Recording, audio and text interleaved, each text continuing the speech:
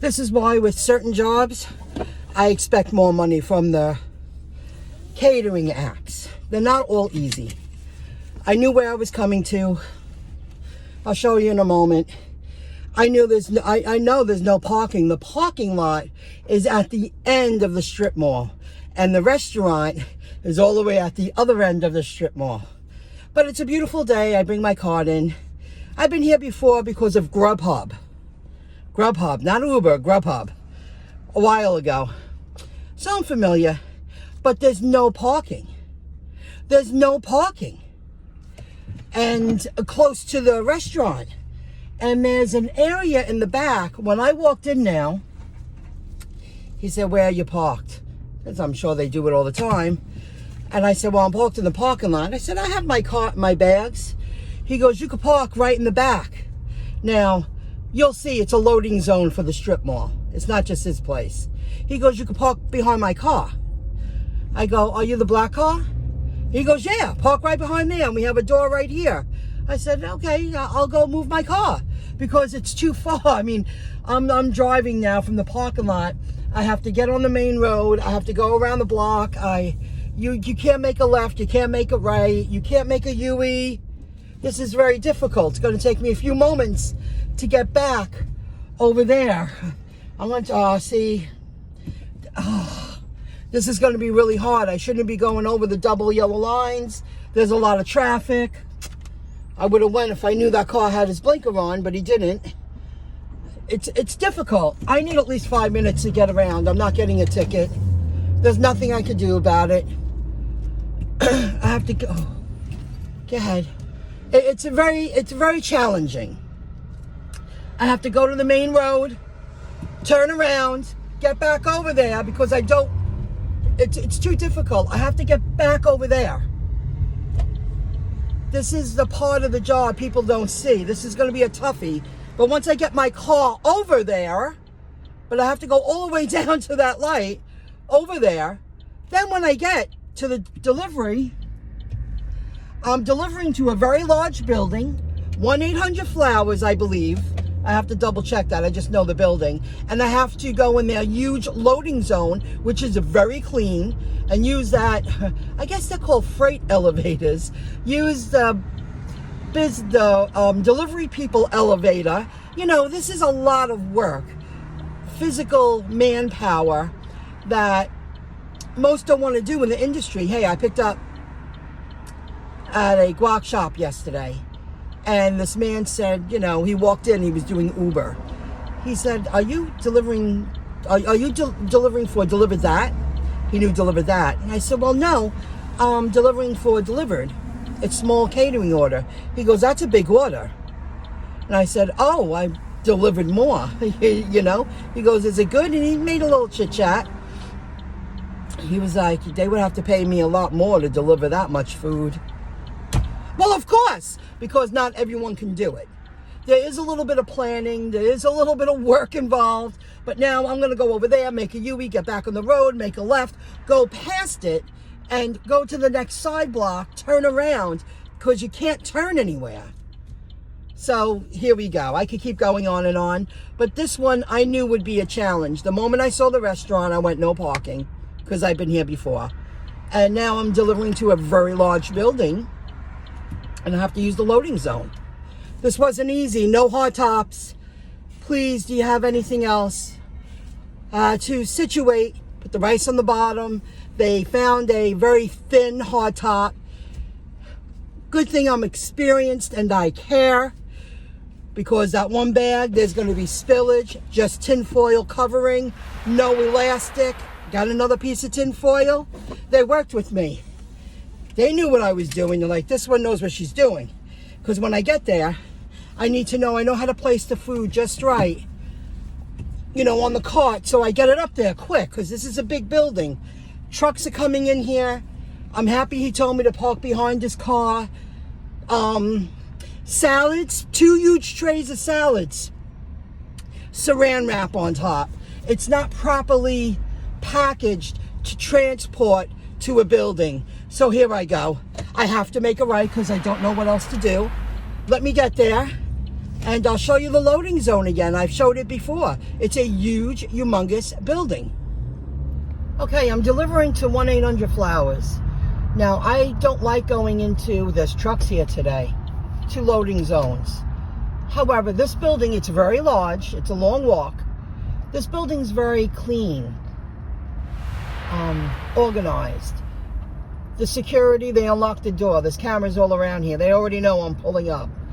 And they know who I am. I've done this before. So let me get to it. It's going to be a long walk. I've wanted to share this before. In this building, all the way where they get deliveries, people actually stay here all week. I asked the maid, I actually saw the maid area open. I know they're cleaning the building, but I believe they're also cleaning rooms. I feel some big business people, men and women, they stay here overnight because travel is time. And if you have that kind of high, level, high stress job, they have rooms here, they sleep here. I'm like, what are all these rooms for? She went, why? She understood a little English. And I was like, oh, just curious if they, after trabajo, they sleep. And she was like, yeah. And I was like, I figured that. I said, I entiende. And she laughed. I got my point across. I know enough to get my point across. But they also have a gym. They have a common ground area where there's computers. There's a couple of desks in front of the gym area. Couch, recliners. They have to. Because time is money. And these people probably work 12-hour days. They go out, they get their workout, their food. The cafe's downstairs. It's beautiful. I mean, it's beautiful. When I went that way a couple of times, now I know the building. Now I know not to go over there. It takes a little time. This is a big building. I know how to get to 2 offices without cutting through the common areas of people eating lunch and eating dinner. So sometimes people sleep here because they have that kind of job. They're earning I would think 200, 300, 400,000 a year. They have to give a chunk of their life. And they live like that. That's stuff you learn when you get up and close. You do learn. Okay, I'm hoping to have a regular day, do some deliveries. I didn't receive any offers for tomorrow. Tomorrow is Thursday. Maybe I'll get one for Friday, but you never know. I might get one later because sometimes delivered sends offers later in the day. So let's see what happens.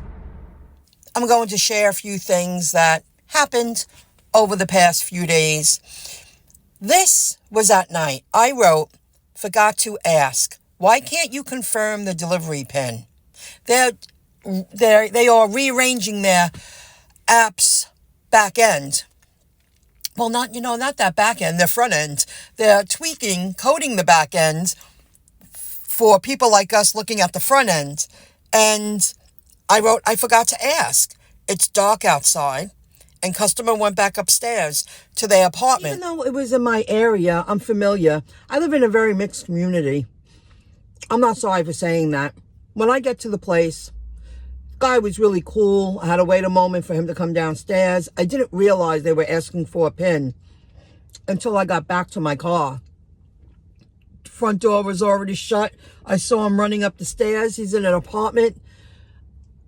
I'm in my car. It's nighttime. I wasn't bothering this guy for a PIN again. Bothering him again, dropping off the goods, and then asking him for a PIN 2 minutes later. I need to get out of this area now. That's how I felt. And I have to worry about a PIN? I don't want to worry about a PIN. Food was delivered. They should have a button, hand it to customer. Oh, and sometimes they go, sometimes you're really on your game, and they'll go, oh, you need a pen? Oh, hold on a moment. Let me go get my phone. It's just they should have the customer. This is what they should do. They should have the customer, when you pull up and say arrived, that's a really good deal. Let the customer plug it in. I don't want to get out of my car. I don't want to be standing in the dark. It's just, I don't want to go here. Oh, let me get my phone. Oh, they want a pen. And I usually say it's so random because they take it personal. Like, what do they want? Many of them say, what do you want a pin for? A pin? And they take it personal. Like, why me? No, let's waste another 2 or 3 minutes standing in front of this person's door. They just want, they already paid for the service. They already paid for the goods. They want their food dropped off and they want you out of there. They don't want you there. They want you gone. He said, I appreciate you. Have a good one. He came downstairs.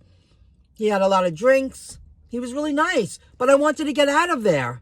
I didn't want to hang around trying to figure out. I need a pen. And with Grubhub, the way they make you sit there for that they're trying to implement the 2 code.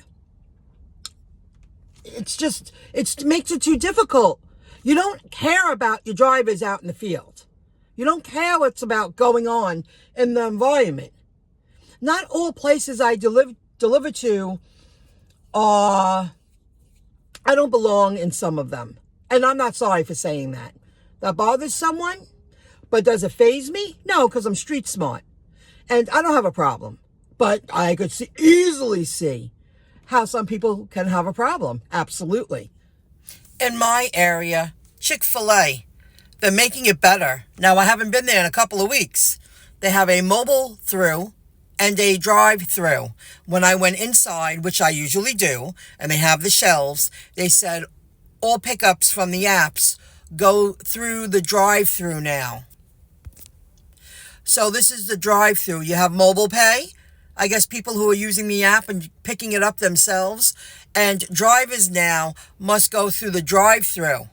And where I live, they usually have a couple of people outside. This was midday. It was, early afternoon, but during prime time, they have a couple of people standing outside now with the new Chick-fil-A's, the way they're set up. You see the overhead, and they have a lot of that now. It's like they already have workers outside working, walking up to cars, running in the drive-through lanes and mobile through. And here's another angle. That's the mobile. People placing their orders online. All right, I went through the drive-through. She told me what to do. I have to go all the way around here. When it forks in 3 different lanes, stay all the way to the right, and they will bring the food out to me. This is how it's going to work. This is a new Chick-fil-A. Maybe it's been here a year. And I guess this is, please stop here. All right, I'll pull up and I'll stop here. Let's see how it works. And it worked out just fine. They're serving the customers in the lanes. I guess one lane is when people go through the drive-through. They're placing their order because I watched, I listened. Then you have the mobile through lane, and I'm watching because now I pulled up all the way to the right. Then they have the right lane for gig apps.